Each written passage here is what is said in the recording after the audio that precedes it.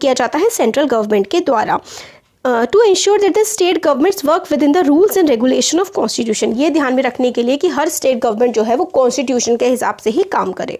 ठीक है, तो आपको समझ में आ गया गवर्नर कौन होते हैं। गवर्नर्स को अपॉइंट किया जाता है हमारे देश में जो सेंट्रल गवर्नमेंट है उनके द्वारा किसी स्टेट में, मतलब गवर्नर को सेंट्रल गवर्नमेंट अपॉइंट करती है किसी स्टेट में। सेंट्रल गवर्नमेंट कौन होती है, हमारी नेशनल गवर्नमेंट। बीजेपी की जो प्राइम मिनिस्टर मोदी जो हैं वो सेंट्रल गवर्नमेंट के पार्ट हैं। ठीक है, और जो सेंट्रल गवर्नमेंट है वो स्टेट में गवर्नर को अपॉइंट करती है। ठीक है, इलेक्शंस के बाद एमएलए जो कि रूलिंग पार्टी को बिलोंग करते हैं वो बाकी elect their leaders who will become chief minister. ये हमने देख लिया। चीफ मिनिस्टर और अदर मिनिस्टर्स के पास काफ़ी सारी रिस्पॉन्सिबिलिटी होती है गवर्नमेंट को चलाने की, और काफ़ी सारे डिपार्टमेंट्स होते हैं। मिनिस्ट्रीज हमें तो पता भी नहीं है आप लोगों को कि किस तरीके से राज्य में काम चलता है, इसीलिए तो ये आपको समझाया जा रहा है कि देश में एक्चुअली काम कैसे चलता है। तो ये हमें पढ़ना बहुत ज़्यादा ज़रूरी है कि देश में किस तरीके से काम चल रहा है, कि एक हमारा स्टेट है, स्टेट के चीफ मिनिस्टर हैं, उसके अलावा बहुत सारे मिनिस्टर्स होते हैं, फिर एक गवर्नर भी होते हैं, फिर उसके अलावा बाकी काफ़ी सारे डिपार्टमेंट्स होते हैं।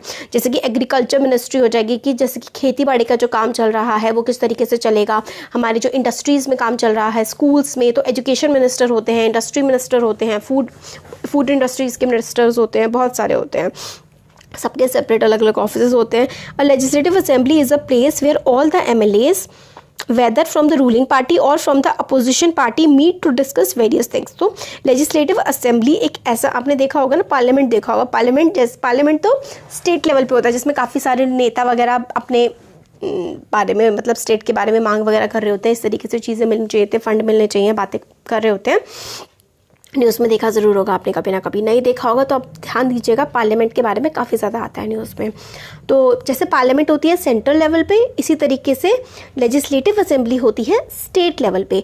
तो जो लेजिस्लेटिव असेंबली होती है ना, उसमें सारे के सारे एमएलएज आकर के बैठते हैं, अपने डिस्ट्रिक्ट्स के या अपनी कॉन्स्टिट्यूंसीज के मुद्दों को उठा करके रखते हैं। इस चैप्टर में देखेंगे कैसे। Hence some MLAs have dual responsibilities. तो कुछ एमएलएज के पास दो रिस्पॉन्सिबिलिटी होती है, एक तो वो एमएलए भी होते हैं और दूसरे वो मिनिस्टर भी होते हैं। अब हम इसके बारे में आगे फर्दर पढ़ेंगे। देखिए, a debate in the legislative assembly, एक डिबेट सी चल रही है कि आफरीन और सुजाता और काफ़ी सारे स्टूडेंट्स जो है ना स्कूल के, उनको स्टेट की कैपिटल, जो लेजिस्लेटिव असेंबलीज होती है ना, वो मेनली मैक्सिमम टाइम्स जो है वो स्टेट की असेंबलीज में ही होती, मतलब स्टेट की कैपिटल्स में ही असेंबलीज वगैरह बनाई जाती हैं ज़्यादातर, लेजिस्लेटिव असेंबली। तो जो आफरीन सुजाता जो बच्चों के बारे में हम ऊपर भी देख रहे थे, और उनके स्कूल के काफ़ी सारे बच्चे जो हैं लेजिस्लेटिव असेंबली में विजिट करने गए हैं और उनको काफ़ी देखा, मतलब इतना बड़ा सा है, काफ़ी इंप्रेसिव सा लगा। चिल्ड्रंस बच्चे काफ़ी ज़्यादा एक्साइटेड हैं और सबसे पहले सिक्योरिटी चेकअप्स हुए उनके, फिर उनको सीढ़ियों से ऊपर ले जाया गया। ठीक है, वहाँ पे एक गैलरी सी बनी हुई थी, काफ़ी बड़ा सा हॉल था, वहाँ पे रोज़ और डेस्क वगैरह लगी हुई थी और असेंबली का काम वगैरह चल रहा था। असेंबली में